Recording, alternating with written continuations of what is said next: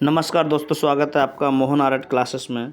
आज हम आपके सामने फिर लेकर के आए हैं 10वीं क्लास की होम साइंस के कुछ इंपॉर्टेंट क्वेश्चंस, जिनको पढ़ने के बाद आप पास की तो बात छोड़ो, बहुत अच्छे नंबरों से परसेंटेज बना सकते हो।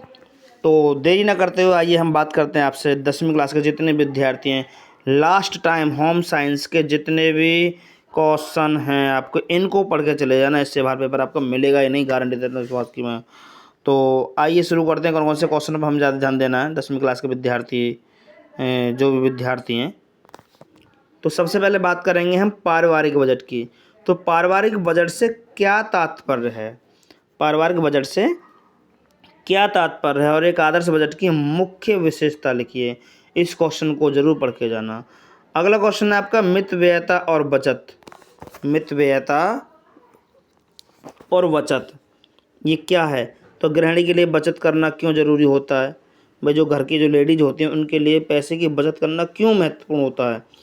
और डाक खाने की प्रमुख बचत और योजना को वर्णन करिए। भाई डाक खाने की जितनी भी बचत होती हैं, जितनी भी योजनाएं होती हैं, उनका वर्णन करिए, उनके बारे में बताइए। अगला क्वेश्चन है आपका जल प्रदूषण। अगला क्वेश्चन है आपका जल प्रदूषण। तो जल प्रदूषण तो खैर पुराना क्वेश्चन है, याद भी होना चाहिए आपको। अशुद्ध जल से कौन कौन से रोग फैलते हैं? भाई कुल मिलाकर जो जल बेकार होता है, दूषित होता है, गंदा होता है, तो उससे कौन कौन सी बीमारियां जो फैल जाती हैं, जिससे घर परिवार बीमारियों के अंडरग्राउंड हो जाता है, ग्रसित हो जाता है बीमारियों से। तो जल को शुद्ध करने की घरेलू विधियां बताओ। बढ़िया क्वेश्चन है, ये सबको पता होना भी चाहिए। अगला है भाई पर्यावरण स्वच्छता। पर्यावरण स्वच्छता इसका मतलब प्रदूषण का जनजीवन पर क्या प्रभाव पड़ता है, इसको रोकने के उपाय बताओ।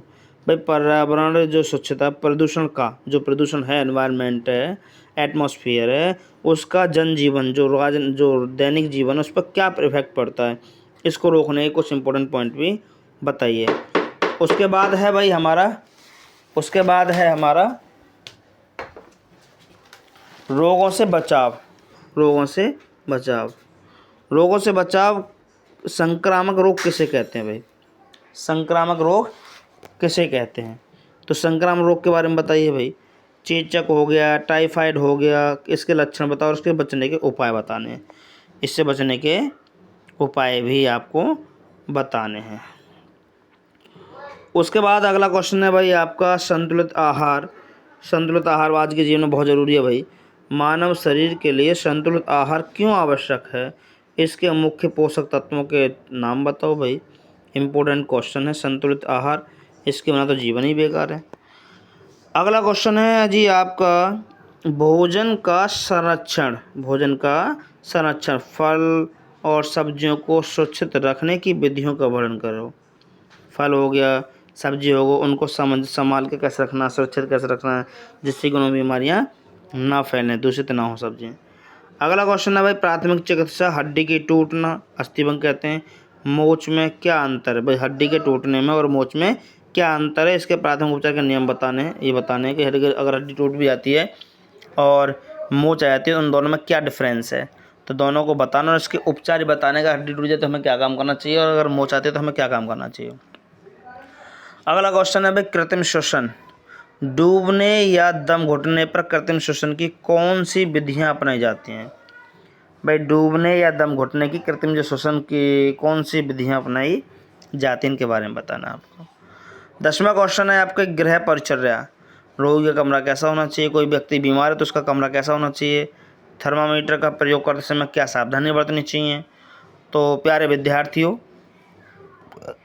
अगर वीडियो पसंद आए तो लाइक और शेयर करना और कमेंट करना बिल्कुल भी ना भूलें, और चैनल को सब्सक्राइब कर लो, जिससे कि अगला सबसे पहले नोटिफिकेशन आपके पास पहुँचे। आपको 20 क्वेश्चंस बता रहा हूँ। 20 क्वेश्चंस बहुत ही इंपॉर्टेंट हैं और पढ़ करके जाने भाई आपको पहले। अगला क्वेश्चन है भाई 11 में भाई गृह गणित क्या है? एक मेज़ का मूल्य 500 रुपये है, और ऐसी 15 मेज़ों का मूल्य बताओ। अगर ऐसे क्वेश्चन आते भी हैं तो बहुत आसान होते हैं, लेकिन जितनी भी लड़कियां इस पेपर को दे रही हैं, ध्यान दीजिए, होम साइंस, नाम ही होम साइंस है, आपको थोड़ा बहुत गणित आना चाहिए। तो ये कह रहे जब एक मेज़ का 500 रुपये है तो 15 का बताओ, तो 15 मल्टीप्लाई कर दो, 15 पंजे 75, 7,500 रुपये हो गया। इसका मतलब ऐसे छोटे छोटे क्वेश्चन आपको आने चाहिए भाई। और घर की सफाई की बात करते हैं। घर की सफाई, घर की दैनिक सफाई कैसे होती है, साप्ताहिक में कैसे करें, मासिक सफाई में क्या अंतर है। भाई कुछ आपसे क्वेश्चन पूछा जा रहा है, बताओ घर की, एक तो होगा अगर डेली सफाई हो रही है, और एक हो गया सप्ताह में एक बार सफाई हो रही है, और एक मासिक सफाई महीने में एक बार सफाई हो रही है। तो इन तीनों में क्या अंतर है, ये चीज़ आपको बतानी है। याद रखना, पेपर में ऐसे क्वेश्चंस बहुत ज़्यादा आते हैं, और होम साइंस का पेपर इससे अलग नहीं जाएगा। अगला क्वेश्चन है भाई, कचरा प्रबंध, मतलब कूड़ा करकट होता है तो उससे क्या करना है। घर से निकलने वाले कचरा, कूड़े करकट के विसर्जन की सही विधियाँ बताओ, कैसे कैसे फेंकना चाहिए, क्या करना चाहिए, उसके सब विधियों के बारे में आपको पढ़ना है और उसके विधियों के बारे में आपको बताना भी है। अगले क्वेश्चन की बात करते हैं, वो जल के कार्य, जल के इम्पोर्टेंस वर्क।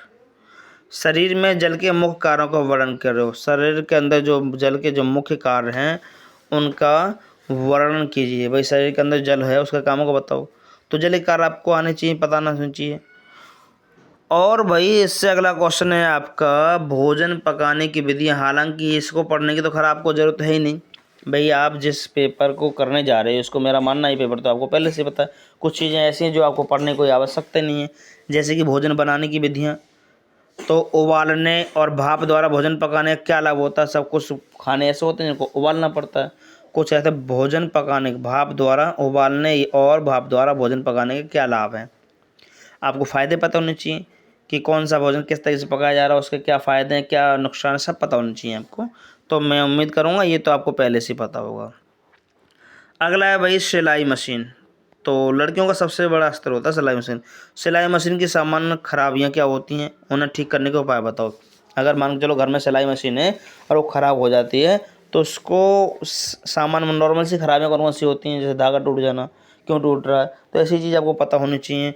तो उनको ठीक करने के उपाय भी आपको पता होने चाहिए। ऐसा नहीं है कि थोड़ी सी खराब है उठा के लेके चलते हुए मिस्त्री के पास, इट इज़ नॉट पॉसिबल, और इससे पैसे की बर्बादी ज़्यादा होती है। तो छोटी छोटी चीज़ें हैं, आपको पता होनी चाहिए। उसके बाद है भाई कपड़ों की धुलाई। कपड़ों की धुलाई, रेशमी और ऊनी कपड़ों की धुलाई करते समय किन बातों का ध्यान रखना चाहिए। ये बात बिल्कुल अच्छी है और पता भी होना चाहिए कि अगर आप रेशमी कपड़े धो रहे हो, रेशम से बने हुए सूती, और ऊनी कपड़े धो रहे हैं, तो उनकी धुलाई करते समय कौन कौन सी बात याद रखनी चाहिए। और याद, अब अच्छी बात है भाई, पता लगे ऊनी कपड़े धो रहे, ब्रश से धोना शुरू कर दिया तो ख़राब हो जाएगा मामला। तो ये चीज़ आपको पता होनी चाहिए कि रेशमी कपड़े धो रहे हैं और ऊनी कपड़ों की धुलाई के समय कौन कौन सी बातों का ध्यान रखना चाहिए। बहुत अच्छा क्वेश्चन है, पढ़ के जाना अच्छे तरीके से। अगला है भाई विटामिन, वेरी इंपॉर्टेंट है ये, मान लो इसके बाद इससे एक भी क्वेश्चन ऐसा ना बनता ना हो, पेपर में आते आता विटामिन। विटामिन डी के स्रोत क्या हैं, इसी कमी से होने वाले रोग बताओ। विटामिन ए भी होता है भाई, बी भी होता है, ठीक है ना, आपको पता होना चाहिए। जैसे कि ए की कमी से रतौंधी रोग होता है, क्या होता है, रतौंधी रोग होता है। सेब खाने से ठीक होता है। आपको कारण निवारण दोनों पता होना चाहिए, मेरा मानना तो ये है।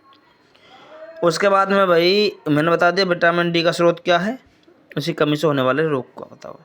अगला है भैया आपका रक्त शुद्धिकरण, मोस्ट इम्पोर्टेंट, ठीक है ना। फेफड़ों द्वारा रक्त शुद्धि कैसे होती है, जो हमारा फेफड़ा होते हैं वो रक्त को शुद्ध, मतलब खून को प्योरीफाई कैसे करते हैं, तो ये आपको पता होना चाहिए भाई। उसके बाद में मैं आपको बता दूं